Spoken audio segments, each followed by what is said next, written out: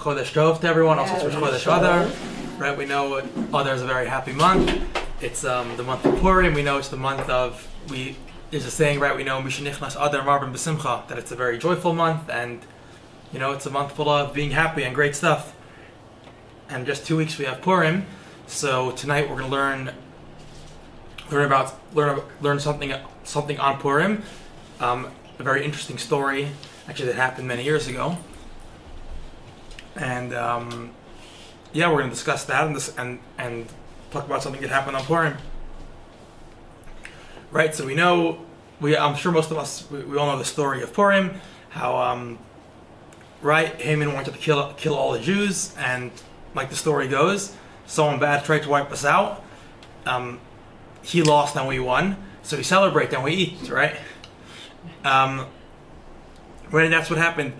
And one of the things that are spoken about that we're supposed to do on Purim is, it says in the Gemara, we're supposed to be so happy that we should also drink wine, be happy through drinking wine, and we should drink so much wine until we don't know the difference between Baruch Haman and our Mordechai. Right? We know Haman is cursed and Mordechai is blessed, and everyone knows that. Every little kid knows that Haman is the bad guy and Mordechai is the good guy.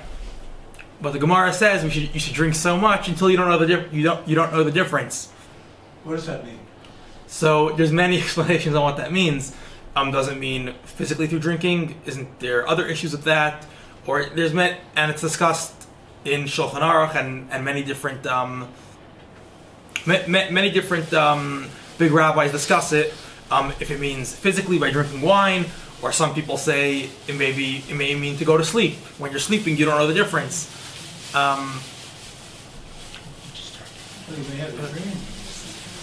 Right, but your dream could be is not always the truth. Your dream could be the other way around. Or if you're not dreaming, you don't know the difference. Some rabbis say, and the Rebbe also says this. Rabbi also said this before. It can mean being drunk through learning Torah. You learn so much Torah, you could be like on a spiritual high from Torah. That's another meaning of it. But we're gonna discuss here a specific story that happened, which the Gemara quotes. So the Gemara in the Masechet Megillah says the halacha. That's where the source for this ruling is, that a person's supposed to drink on Purim. The Gemara says, Amar Rava, Mechayiv inish l'bsumei beporia ad lo yada. Ben ar Haman l'barach Mordechai. A person is obligated to be so happy on Purim, to get drunk on Purim, until he doesn't know the difference between Haman the cursed and Mordechai who's the blessed. Right? And the Gemara continues there and goes on and brings down a story. I'm gonna read the words of the Gemara. I'm gonna quote it. It says, Rabba v'Rab Zera avdu so this Purim b'hadi adadi. The great sage Rabba, he was an Amora, he was a big scholar, and there was another great sage, Rab Zera. They both lived about 2,000 years ago, or a bit less, maybe 1,800 years ago, in the times of the Talmud. And they made a Purim party together. And what happened so these are two great rabbis, the two big people of the generation. They had a party, and it says v'ipsum v'nishtakru kam Rabba v'shachtel Reb Zera. They were partying and they got drunk. Both of them got drunk, and now as a result of that, what happened? Rabba got up and he shechted Reb Zera. Crazy story. Something doesn't make sense here, right? And then it says the next morning, kam Rabba v'shachtel Reb Zera l'machar b'yirachmi v'achei. The next morning, he woke. He saw he was lying on the floor, either dead or unconscious. We don't really know what this means. It doesn't make sense. And he prayed that a miracle should happen, and Reb Zera woke up. And then the Gemara continues, and it says, okay, that he woke up the next day, and life went on as normal, like nothing happened. The next year, Purim comes. Rabba says to Reb Zera, let's make a Purim party together again, like we did last year. And the Reb Zera says, no, not this year. Maybe a miracle won't. He said maybe a miracle won't happen this year. He didn't say, I don't want you to kill me, or I don't want the bad thing to happen. He just said he was worried about a miracle won't happen, which means what actually happened didn't bother him so much, which that in itself is a question. Right? But we all have the same question. We don't have to be that big of a scholar to understand. The story seems really strange. how does it make sense to say two great sages, a great rabbi, they got drunk and one killed the other? It doesn't make any sense. Rabbis don't kill each other, especially someone like Rabbah. He was a big tzaddik, and it's actually quoted in Tanya. It brings it in the Gemara, and the Alter Rebbe quotes it in Tanya that Rabbah was such a big tzaddik that the Malach HaMaves, which is the angel of death, couldn't even control him. Why couldn't he control him? Because it says, as long as someone's learning Torah, the angel of death has no control over you, and he can't take you away. And because Rabbah was always studying Torah, there was never a minute that he wasn't studying Torah. The angel couldn't take him, and then something happened, then he was able to take him. But in a regular circumstance, it wouldn't happen. So it doesn't make sense to say with such a great sage that this thing would have happened. Right, and there's a commentary on the Talmud known as the Maharsha. He lived about 500 years ago or so, and he says it didn't really happen. It doesn't make sense to say this happened. So how does he explain the story? He says because they got so drunk and they were so intoxicated, it was like he passed out. Reb Zera passed out, and it looked as if he died. But he didn't really. He just passed out. And the next morning, Rabbah saw him on the floor. So he either assumed he died or assumed he was very sick. So he prayed and he got up and everything was okay. That's what the Maharsha explains. There's another great rabbi known as the Yavitz. Also, I think he lived about like 300 years ago. He explains what does it mean that he slaughtered him. It doesn't mean literally. It means they got so drunk that it seemed to people as if he got slaughtered. Same idea. You know, they I can't talk now. I'm in class. People thought he was slaughtered because I think they either got into some sort of a fight or because they were drunk. They were just acting crazy, sort of, and it seems like he got slaughtered and he passed out because he was scared, and then the next day he woke up and it was fine. But all this still doesn't make sense. How could we say about great rabbis that obviously to say that he killed him, that for sure doesn't make sense. That's ridiculous.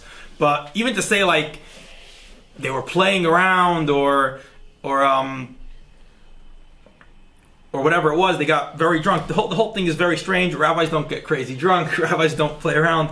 Or these are not just any rabbis. Like, these are great people. Right. And then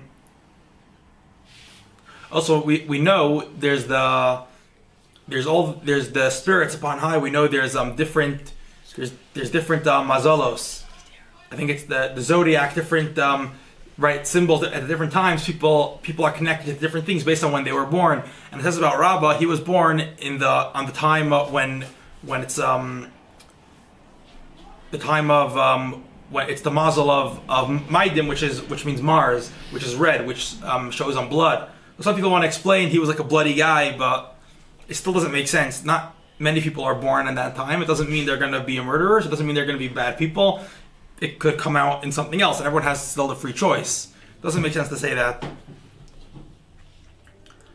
So, how are we going to explain?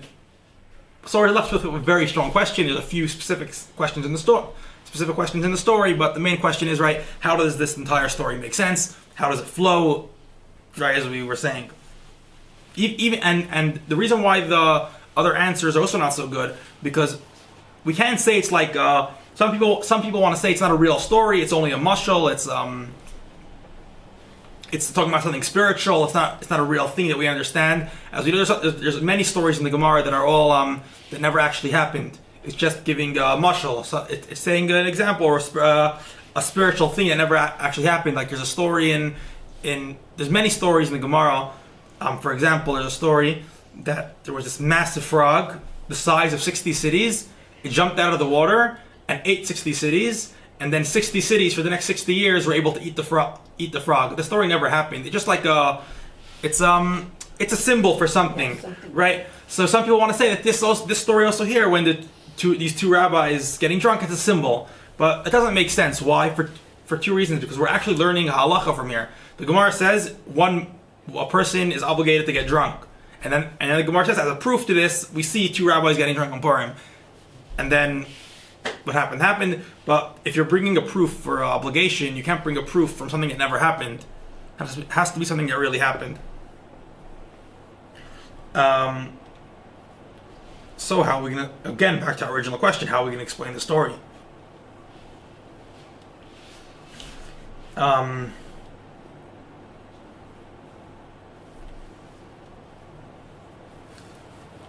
So we have to say that it had to be a physical death, because that's what the Gemara says, and it's used, and that's where we learn, and we learned the halacha from there, or some opinions even learn the halacha from there that you should not get drunk, so bad things shouldn't happen. So whichever way you learn the Gemara, whether you should get drunk or shouldn't get drunk, it has to be that the story really happened. If the story never happened, how could you prove either way from here, right?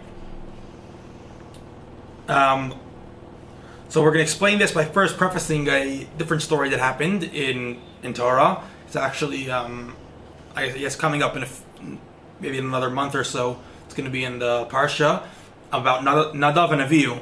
They were Aaron and Cohen's sons, right? The nephews of Moshe Rabbeinu. And what I'm sure most of us all know what happened to them. They went into the Beis HaMikdash, the Mishkan. They went in, they were drunk, they drank wine, they went in intoxicated, and they weren't allowed to go in. And they went into the Kodesh HaKodashim, the Holies of Holies, which only the Kohen Gadol on Yom Kippur is allowed to go inside. And they died, right? So to explain in Chassidus, what they did wasn't a negative thing. It seems like it's a negative thing. What are they doing? These guys are supposed to be, holy people, the Kohanim. What are they doing? Getting drunk, going into the Beis HaMikdash when they're not allowed to. It seems the whole story also sounds like it's a negative thing. But it's explained in Chassidus that this is not really a negative thing. What ended up, the outcome was negative, but what they really wanted to do, they wanted to connect themselves with Hashem. They wanted to be so close to Hashem that they did what they did, and their souls couldn't contain themselves in the body, and the souls flew out and flew back to their source, flew back up to Shemayim, back to where they came from. And as explained, we know from Chassidus that the soul is, what's the soul? The soul's a burning fire. It's a part of God. It's a part of Hashem. And like a flame, when you have a candle and there's a flame on top, what's the flame doing? It's always flickering up, right? You can turn the candle upside down. The flame the flame will turn also. The flame's always trying to go up and leave. Why? It's trying to go to its source. What's the source of fire? The sun, or under the sun. On top of the sun is where fire comes from, where its source is, and that's where it wants to go. And that's where it wants to be. It wants to be gathered in its original source. And the same thing too is with the Jewish soul. The Jewish soul doesn't want to be down here in a body, right? This world, we know it's not the best place, and a soul has to come down here for many years, and right, it doesn't want to be here. But we know we have a mission, and Hashem put us here for a reason, and that's why we have to. That's why we have to be here and not want to leave. So another view we're trying to accomplish is to go back to their source, which is obviously that is a negative thing. Why? Because the whole point of the creation and why we exist is to be in a body and to be in a physical body in this physical world, to be able to do mitzvos and be able to make the world a better place and be able to accomplish our shlichut. But so their intention wasn't a bad intention to be closer to God. That's a great thing, but the outcome is going to mean you can't do your mission here. So that's what they did, right? So one of the way the story simply goes over there is that they drank wine and they got very drunk. But one of the things explains Chassidus about the drinking wine doesn't just mean physical drunk. They were on a spiritual high.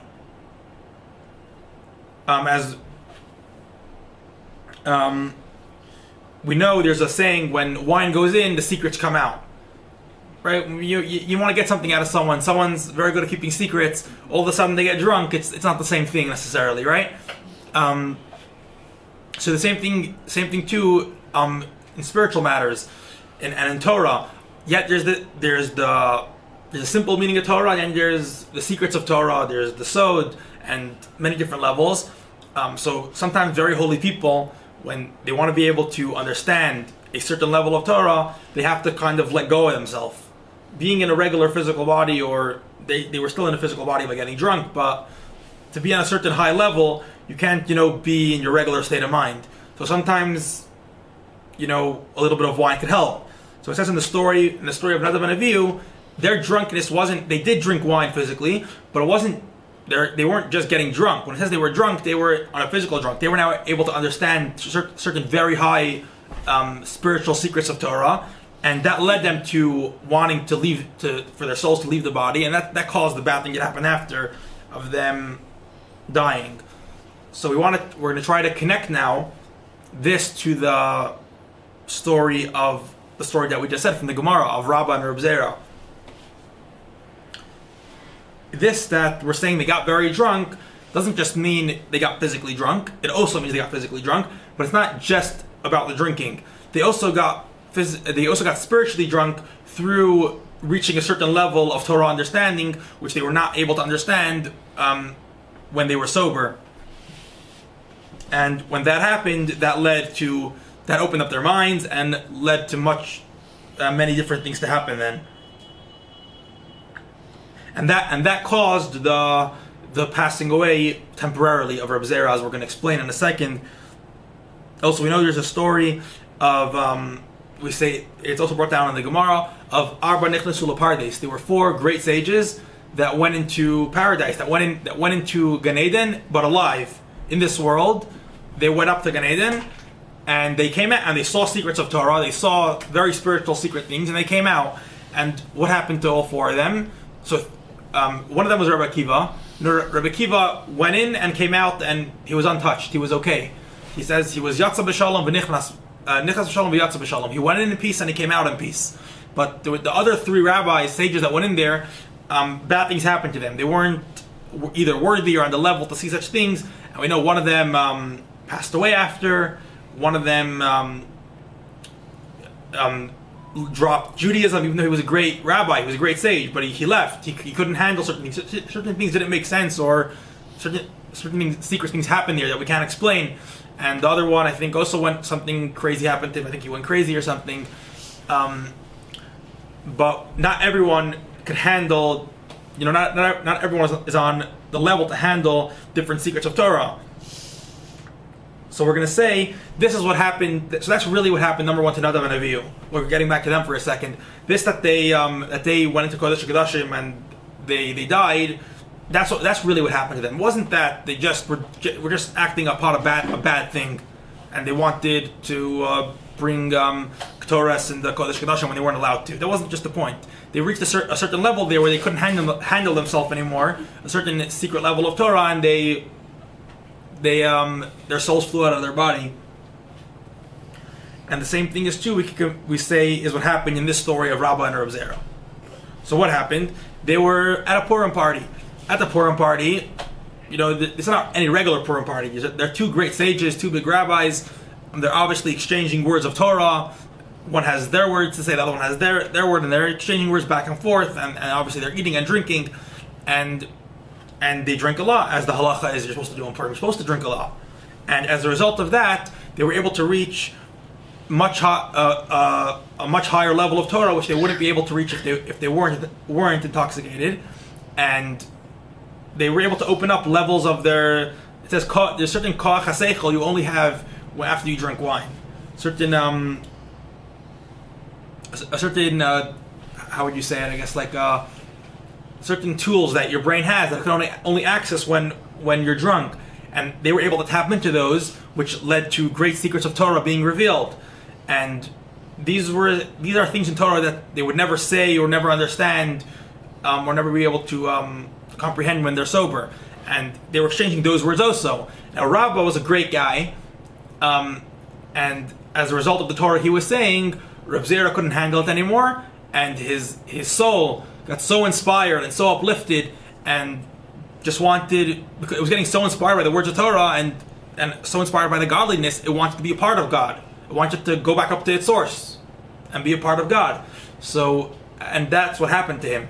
His soul just couldn't handle this world anymore. He was so refined, his soul just flew out of his body, and he passed away temporarily. And that's what happened then. Again, the next morning, Rabbah, I guess he fell asleep, or a few hours later, he sobers up, and he sees Reb Zera dead on the floor. So he prayed for him and was able to make a miracle happen, that his soul came back down and he woke up. But it's not, so that answers the story. This is how we answer the story. It says in Gemara that Rabba shechted Reb Zera. It wasn't chas v'shalom to say he slaughtered him physically. This is a spirit. This is a, he did pass away physically temporarily, but not because Rabba did a bad thing. All he was doing was saying Torah, and Reb Zera couldn't handle that, so his soul left. Now, why is it that only Reb Zera's soul left, and Rabba's soul was able to handle the secrets of Torah? His soul didn't leave. So we say Rabba comes from the word in Hebrew, rov or Rabba, which means big, right? Rabba had a big mind. He had a much deeper much deeper way to understand things, and he was able to handle great secrets of Torah. What Reb Zera comes from the word ziri or zer, which means small. He obviously was a great sage, but a bit smaller than Rabba. He wasn't able to handle these great secrets. So for him it was too much. But Rabba didn't know that. Rabba thought it wouldn't be an issue for what he was saying. He thought he knew he also a great sage and thought he would be able to handle it. And he didn't know that he wasn't able to, and that's why his soul flew out of his body. So that answers the question how this whole thing happened, right? Obviously seemed very strange. This answers it a bit to say, no, Rabba didn't commit any bad crime. It happened because of secrets of Torah. Now, back to what we said, in the end of the story, it says, the next year came along, the next year Purim, right before Purim, Rabba sees Reb Zera on the street and says, come again for the party, right? And he said, no, I don't want to come again because the miracles don't happen every year. And we asked the question, right? Why was that his concern about the miracle? His concern wasn't on the first issue about passing away or about getting hurt. Why is his main concern on the outcome? It's like, for example, someone gets hurt, they break a bone or break an arm, and then they have to go into a cast, or God forbid a surgery has to be performed, and then a few months later they're back to normal. It's like they never broke their arm. But are you going to say like, oh, I don't mind if it happens again because everything will heal properly? The only reason why I don't want it to happen again is because maybe it won't heal properly, or is your issue the pain you have to go through, and what happened itself is a negative thing, right? Why is he concerned in the outcome? Maybe the outcome won't be good, rather than the issue itself, which is passing away. That wasn't his concern, which sounds strange. So really, after the way we just explained the story, it makes sense for that, because really he wanted to hear the secrets of Torah. He knew his passing away wasn't a negative thing, really. It was rather coming from hearing the secrets of Torah, and really it's a great level. But only because what Hashem wants is that your soul should be in your body, be in your physical body, so you can carry out your shlichut. That's the only reason why it's a negative thing, passing away, because now you can't do your shlichut. So that's why his concern wasn't on the issue of passing away, because that he didn't mind, so to say. He wanted to hear the secrets of Torah. He wanted to go upon high, be close to Hashem. But the issue was that maybe he won't be able to continue his shlichut, meaning able to wake up the next day and continue on being a great sage and being a rabbi. Also, one more, and the Rebbe finishes off in the Sikha saying, and this is also a lesson to all of us. Obviously, the lesson is not for us to get drunk, or it's not for us to pass away. That's not what the Rebbe is saying here. But he's saying this idea of getting drunk on Purim is the idea of someone losing himself and being fully given over to HaKadosh Baruch Hu, fully given over to Hashem, in a way that you don't understand, in a way that your physical body doesn't make sense for it to do. And that's the lesson for us sometimes. Sometimes just to let go, and we have to do what's right and give ourselves over fully to Hashem, and that's the lesson we can learn from this story, and we should learn and try to understand this on Purim, the time of, right, the great miracle happened in Purim. Obviously the miracle, you could say, if you read the whole story of Purim with Mordechai and Esther, and Achashverosh and Esther, you can see the whole story made sense, right? Achashverosh killed Vashti. He needed a new wife, and happened to be Esther. And then from there, the story makes sense, like without a miracle actually happening, because he happened to marry Esther. Esther was Jewish. Haman, the bad man, wanted to kill everyone, and then Esther saved everyone. But obviously, we all know that it wasn't just nature. Obviously, there was a miracle there. Hashem set this all up for all this to happen, and it was really a great miracle. Right? And even though it seems like we can understand it, this is really the greatest miracles that are hidden within the nature of the world. When you can't even tell it's a miracle, that's really the greatest miracle. You see how Hashem's controlling every step of nature and every step that the world takes. So this is all something that we should try to understand and learn out from Purim. Because, sometimes we don't understand. Sometimes it's just higher than us, and you got to give yourself over to the Eibishter, give yourself over to Hashem. L'chaim v'l'racha. This will conclude over here.